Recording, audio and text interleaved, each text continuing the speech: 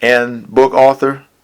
And today we are going to talk about his career as a journalist and other things that you may want to know about him. He is the author of The Dealers, Then and Now. He has interviewed and written about several celebrities, including actress Keisha Knight Pulliam, actor Lou Myers, NFL legends Joe Theismann, David Thornton, and Dhani Jones, two-time heavyweight champion Shannon the Cannon Briggs, singer, actor Taryn Brooks, gospel legend Dr. Bobby Jones, former heavyweight contender Marvis Frazier, New York Times best-selling author Tariq Elite Nasheed, The Strongest Man in Tennessee, Edwin Swanson, and many others. First Lady Michelle Obama also read one of AJ's headlining articles. And Mr. AJ Duggar, we are pleased to have you here on the show. And if you don't mind, we'll start out with humble beginnings and tell us a little bit about the early years of AJ Duggar, like where you're from, your family life, and your educational background. Oh, man, thank you for having me, brother. Oh, man, the early years, oh, my God, they were so sexy. Oh, man, yeah, I'm from Memphis, born and raised in Memphis, Tennessee, home of Elvis, and, great barbecue, great hot wings, et cetera, et cetera. Let me see, I came up here to Middle Tennessee. I went to Austin Peay State University in 2004, and it was there that I discovered journalism, because I actually got there on the theater scholarship. I used to do plays a lot in high school with Bishop Brown High School in Memphis, and I came up for a theater scholarship. I took a newspaper reporting class, and that was my first time falling in love with something that wasn't a beautiful woman. So, I've always been a good writer. I've always written short stories. I used to write horror stories and, action novels and whatever, and read them to the class when I was in 3rd and 4th grade. So I've always been a writer. So journalism was like, I could interview people and write what they say and get paid for it. So it just came natural. It didn't seem like work to me. Okay. And, you're now a well-respected and award-winning journalist. So what sparked your passion for writing? Hey, I don't know. I've always been good at describing things. I don't know, man, keeping journals and everything like that, just kind of keeping track of what's going on around me and describing people, what they look like, what they're wearing, their voice, and their eyes, personality, anything. I've just always been really good at describing things and kind of painting a picture with my words. A lot of people that read my book, The Dealers, Then and Now, will tell you that once you read it, it's like watching a movie, because you can see everything I wrote. You know what I mean? It's like, I get a lot of praise for that. I write, the way I write is like painting a picture, people tell me. So I was just always good at it, and it just seemed like something naturally I would do it for a career. That's awesome. Well, tell us about your early years as a journalist. Okay. This is a pretty interesting story. Let me see. Because when I graduated from college, I graduated in 2009 from Austin Peay State University, and back then, that's when the economy was at its worst. I mean, it's gotten a little bit better since then, but it was at its worst, and that's when I was graduating looking for a job. And I interned at the Leaf Chronicle. Well, okay, let me back a little bit. In college, I wrote for the All-State, which was Austin Peay's newspaper. And then I interned at the Leaf Chronicle, which is the local paper up here in Clarksville. And when I was interning there, the whole, I think it was the pressure, it wasn't the pressure, it was one whole section of the paper got laid off when I was there. Like, they were crying, like everybody lost their jobs. I'm like, damn, I'm going into this. Everybody lost their job.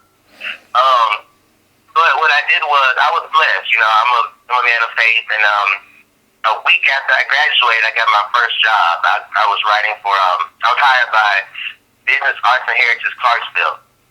And the magazine's not really available anymore, but they hired me, and then they were a brand new magazine starting out looking for writers, and I fit in really well with them. And what happened was, what really got me started after that was, like, I wrote for them for about 2 years, on and off. I wrote for them again later on, but I was writing for them. And then in 2010, I was hired by the Tennessee Tribune, which is a publisher Rosetta Military. And what happened was, all that writing I had done, from the All-State to the League Chronicle to the Business Partial magazine, I put all of it on my resume. So I put my strongest stuff on there. And by that point, I had a lot of stuff, so it was pretty impressive. So I got hired by the Tribune. Then my first story for the Tribune was front page, did a lot of stuff with them. And from there, I kept adding stuff to my resume. So it was, Tennessee Tribune, then it was Tri-State Defender, then it was the Murfreesboro Post, Clarksville Online. It just kept going on and on. I just kept adding stuff to my resume. So then it got to the point where I could get hired by anybody, pretty much. Okay. And early in any career, there's obstacles and challenges, and those are just part of the growing pains. And I mean, what were some obstacles that you faced early on regarding your career as a writer, and what did you do to overcome those obstacles? Man, what I did, it's several things. Like, one was the fact that at first I couldn't get a staff position anywhere. Everywhere I tried to apply for to get a full-time position, they turned me down because I didn't have enough experience, quote unquote. And that's something that's hard for a lot of people straight out of college, because they don't count interning and stuff like that as experience. So, but at the same time, the blessing was people weren't hiring full-time positions, but they were hiring freelancers. I started freelancing all these places, and they helped me out, because freelance is real work. You got your name in the byline, you're getting paid. So freelance is real work. And then eventually, I was freelancing so many places, I didn't need a staff position anywhere. Right. So that's one thing I encourage a lot of up-and-coming journalists to freelance. So that way, it's real work, get your foot in the door, it's experience. And the more times you have your name in the byline, the better. And there was something else that was a problem too. I'm trying to think, kind of rewind back to that time. If it comes back to me, I'll let you know. I had something else I was going to say, but I forgot. Hey, no problem, brother. Can you recall, like, the first major story that you wrote, or like the first big, assignment that you were given? The first big one, and it's funny, I didn't even know it was big, but the Tennessee Tribune, my first story with that was on the front page. And I had no idea it was going to be on the front page. It was just my first story. I thought they were just filling me out. I was expecting to have something in the B section somewhere, but what happened was, I wrote it, and it was about Walgreens. Walgreens has a take care clinic, and I wrote an article about all of the take care clinics around Nashville and Clarksville and Dixon, like kind of all the Middle Tennessee take care clinics. And I just did like it was a regular story. I didn't know it could be front page, nothing like that. Then I got the paper, I was like, what? I got my name's in the headlines by A.J. Duggan III. Damn, like, whoa, I did that. So that was my first front page story. So but then I tried to write another front page. So they give me a lot of great stuff to write about at the Tribune and other papers too. So but that was my first big story. I didn't even know it was big. Oh, but another one was the one I really credit was really launching my career full force was the one on Joe Theismann. I wrote two stories on him. The first story, Joe Theismann, for those who don't know, he was an NFL player. He played for the Washington Redskins. I wrote an article on the front page. This was in it was in March or April of 2011. I wrote an article about him and his father, because his father has it's a disorder called AAA. Aortic anomic aneurysm or something like that. And it's where, I forget it. It's been so long I wrote that story, but it's a heart condition where a blood vessel just erupts in your heart and kills you. Like, they call it the silent killer. Right. And that's what killed Albert Einstein and Lucille Ball and people like that. It's just, your heart just explodes without warning. There's no symptoms. So I did this story on his dad and on him, because Joe Theismann is at risk for it, but he's like the spokesperson for this organization called Find the AAA Answers. So I did an article about that, and he loved it. Him and his people read the article, they loved it, and coincidentally, they were coming to Nashville within a few weeks anyway, to have like a screening for people, to help people that might have it, to diagnose them. And Mr. Theismann and his people, they emailed me and they were like, hey, Mr. Theismann wants to talk to you in person in Nashville, such and such date. And I was like, oh man, that's sweet. So I went there, and that's the only time I was nervous when I talked to a celebrity, because I was gonna be like, hey, Mr. Theismann, how you doing, man? But instead it was like, how you doing, Mr. Tyson?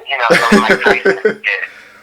So that's the only time I was nervous, man. This guy's a legend. You big and powerful looking. Got that celebrity swagger. So that's the only time I was nervous. When you watch the interview on YouTube, you can see it, you can kind of hear it too. But I was nervous. But yeah, that was probably my first huge story that got me interviewing celebrities and really, really important people. Right. And I mean, like, just overall, like, what was the feeling early on? After accomplishing all this stuff and. Did you feel like I made it, or did you feel like there was still a lot more to prove, or were you just even keel? I don't know. It's kind of I don't know. I did it, and I was proud of myself because I felt blessed that I went to college to do this very thing. I found something I'm good at, and something I went to college for 5 years, and I'm actually doing it right now, and that made me feel good, and so that's a blessing. And what I did after that, I just kept doing it. I just really, I don't really look for things. Things just happen to come across me. I just write whatever assignments I get. I'll do them. Like, I've been assigned twice to interview Dr. Bobby Jones. I'm trying to think of some other ones like Lou Myers from A Different World. I was the last journalist to interview him. Okay. I just kind of take it as it goes. My biggest goal was I want to write a book someday. I finally did that last year. Yeah, I'm just kind of taking it as it goes. Right. And speaking of your book, can you tell us a little bit about the book? Oh, yeah. Well, first off, the book is about a man. And I'll make this really hard for you. The book's about a man. And that's it.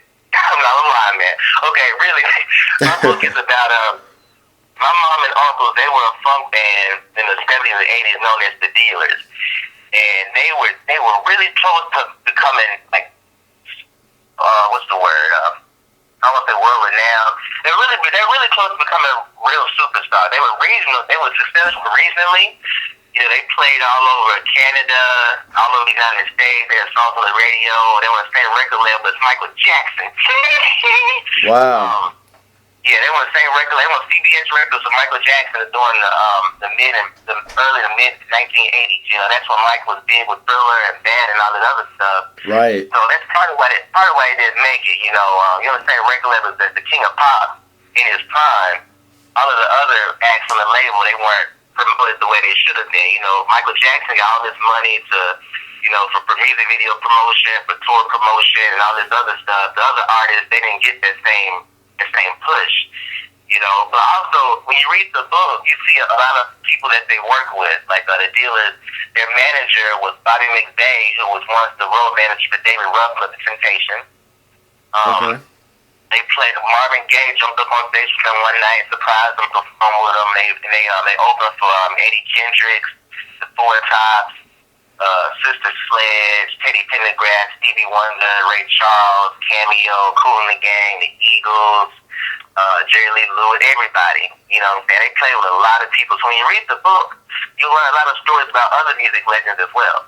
Wow. It's a great book to read. That's a very impressive list. Very impressive list. And like I said, you've been exposed to a lot of these well-known people, and you've had a chance to interview quite a few of them. And on a lighter note, have you ever talked about any funny or outright just enjoyable moments that you've had interviewing these people? Oh my God, man! I always have fun with them. Now I'm pretty fearless, and I'm not afraid to be myself. And people catch on to that. Kind of like when I interviewed Tariq Nasheed, I shamelessly plugged my book during the interview with him. That was I could tell I caught him by surprise, but he laughed about it. He thought it was funny. You know what I'm saying? Because I killed two birds with one stone doing that, because you know, he's the best-selling author. He's the perfect person to ask how to promote your book. Right. And so since I'm interviewing him anyway, I decided, you know, hey, you know, I can promote my book and ask him for advice all in one go. You know, so that was fun. I recently interviewed award-winning journalist Soledad O'Brien. You know, people remember her from CNN. You know, she covered Hurricane Katrina. She covered the earthquake in Haiti. She done a lot of big stories, but she's one of my journalism role models. Wow. I interviewed her, and you still there? I'm here. Okay, yeah. I interviewed her a couple weeks ago at Austin Peay, and you know, I asked her if she ever gets nervous. She was like, "No, I don't get nervous." I was like, "Man, she was speaking for all these people. I probably get nervous and get gas." You know, you know, what other journalist you know would say something to a celebrity like that? You know, Exactly. And then I interviewed Terron Brooks. He played Eddie Kennedy from the Temptations movie. We just bonded, man. It was like brother. People listened to the interview and they were like, "Dang, AJ, y'all felt like y'all know each other forever." And I was like, "Yeah, you know, I'm a fan, and you know, I have ways of loosening people up when they talk to me." Exactly. So those are some of the moments that kind of stand out to me. I like to have fun with it, man, because I try not to think of it as an interview. It's more like a conversation, like y'all just long lost relatives catching up or something like that. Right. That's great, man. That's great. And you know, since you've been on the roll and you know you progress in your career, I mean, like any other walk of life, you know, people leave legacies as the years go on. And what legacy would you like to leave as a writer, or in terms of your overall body of work? Well, let me see. I want to be remembered in a positive way, and I like to inspire people because a lot of journalists, including yourself, have said, you know, that I inspire them. A lot of people have told me that because I'm really young. Right. I'm 28 now. I just turned 28, but I think I was like 24. I graduated from college in 2009. It's like 5 or 6 years ago now. I suck at math. I don't feel like doing the math. But 5 years. My wife just says 5 years. Okay. So in 5 years, I've done a lot. I've done more in 5 years than some people have accomplished in their whole career. So I want my legacy to reflect that you can get them. You can go do it. You know, because I'm from Memphis. A lot of my friends are dead or in jail. You know, I'm black. I got dreadlocks. You know. A lot of people would look at me or see where I come from, and you know, see the people I used to hang with, and think I wouldn't make it. Right. You know, I'm just trying to show people that you know, it don't matter what you look like, it don't matter where you come from. You know, I mean, I know not everybody believes in God, but I believe in God. I keep God first. I'm very confident. I keep my confidence at a 10 at all times, and I just go out there and get them, man. Kind of like an example is Soledad O'Brien, when she was at Austin Peay a few weeks ago, I was the only journalist to get her one-on-one. Wow. You know, all the other journalists stood around her in a circle asking questions one by one. And I had my press badge on, you know, and when she finished speaking, I went right backstage and grabbed her. Well, I didn't grab her literally. I'd be going to jail if I did that. But I went right backstage. I'm like, "Hey, how you doing? You got a few minutes? I want to tell you should be in." And she was like, "Sure, no problem," you know, and I guess I'm just a go-getter. And even when I interviewed Tariq Nasheed, you know, despite having my press pass, you know, it was like going to see Michael Jackson backstage or something. Like he had those Nation of Islam looking brothers, those Masons, like they were protecting them. But man, it didn't matter to me, you know. I talked to them beforehand and everything like that. I went back there and got them. You know, so I'm just a go-getter, man. I don't talk about it unless I'm gonna do it. So I just run and do it. So I wish other people would do that because I can't stand it when people make all these plans and say I'm gonna do this, I'm gonna accomplish that, and then you don't do it. You know, I'm a go-getter. I want people to say, "Oh yeah, AJ, he did that." You know what I mean? That's very, very inspiring, man, and that's something that we all can take away from that. That's very, very commendable. And tell everybody about any upcoming projects you're involved in, and what should be, what should we be expecting from you next?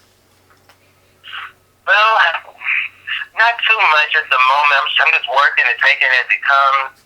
My dealer's book, I am going to relaunch it later this year or early next year. I'm gonna add. There's gonna be more pictures. And maybe it's going to be some more information added to the book, maybe like a special edition. I got to tell you, some of my family members were mad at me. And that tells you that if I put some juicy stuff in there, if my mom and dad and grandparents or aunts and uncles, they mad at me, you know I put some juicy stuff in there. So, but I'm still leaving the juicy stuff in, but I'm going to add some more information, I'm going to add some more pictures, and then I'm going to relaunch the book. And also the dealers are still performing, so they're working on new music, so I'm going to try to tie it all in. I'm going to relaunch the book when they had a new album come out, so hopefully it'll be later this year or early next year at the most. And also, I'm working on a series right now on my website, ajduggar.com. I have a thing I'm doing now called Straight from the Duggar Man, the story behind the story. Awesome. Where, like all of my celebrity interviews, I'm giving you my personal perspective of how I got the interviews with them, what they were like away from the camera, my relationships with them now. What answers shocked me, what answers were really revealing. It's like kind of like a candy, like you've been a fly on the wall through a whole process of how I got these interviews. So, I did my first one with Shannon Briggs. I got my one on Tariq coming up soon. So yeah, every celebrity interview I did, I'm gonna give you like a real deep, my personal recollection of how it happened. So that's something I'm working on. And stay tuned. I'm ajduggar.com is my website. Follow me on Twitter at Duggarman, DUGGERMAN. And I'm just being a journalist. That's why I like the job. You never know what you're gonna get. You have no idea what you're gonna be assigned right on that next. So just stay tuned, pretty much. I appreciate that. And any closing remarks or final thoughts as we close up the interview? That's a good question. Let me see here. Well, I know there's a lot of people out there trying to break into journalism, and I will say, right now, it's tough to get a job anywhere, pretty much. Right. I was stressed the importance of getting your foot in the door in other ways first. Like, for example, I mentioned freelancing. There's a lot of places, a lot of newspapers and magazines, they won't hire you for a full position, but they will hire you to freelance. So do that. Ghostwriting. If you know somebody writing a book, if you're really good at editing and stuff like that, ghostwrite books for people. You may or may not get the credit, but you will get paid regardless, and it's a good way to kind of enter the industry. Let me think of what else I was going to say. Also, blogging is good.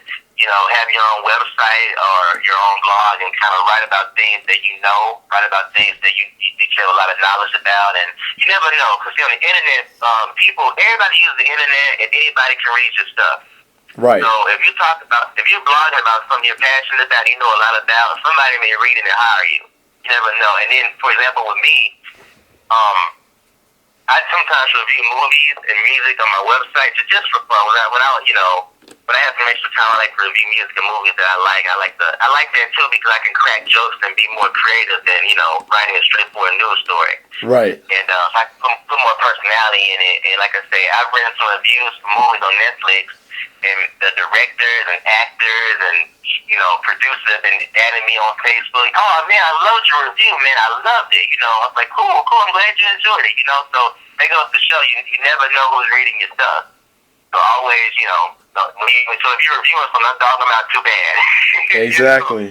Just never know. But yeah, that's pretty much all I gotta say, man. Like, blog, freelance, ghostwrite, and just be assertive, man. Just go out there and get them. Don't wait for nobody to give you the opportunity, man. Just go out there. If you got the talent and the drive, just go out there and get them. Trying to think of something else I was gonna say about that, because what was I gonna say? I hate when I lose my thoughts. I really hate when it happens to me. No problem. But yeah, I'm good. I just leave it like that. No problem. Hey, what you said was more than enough, and it was a lot of valuable information that all of us as journalists and bloggers and people in media that we can take and apply to our own lane and what we aspire to do as journalists. And, Right. AJ, I really appreciate this interview, and I hope I'll be talking to you soon. And we're going to go ahead and wrap it up here on the World of BC. And I will be talking to everybody soon. Peace.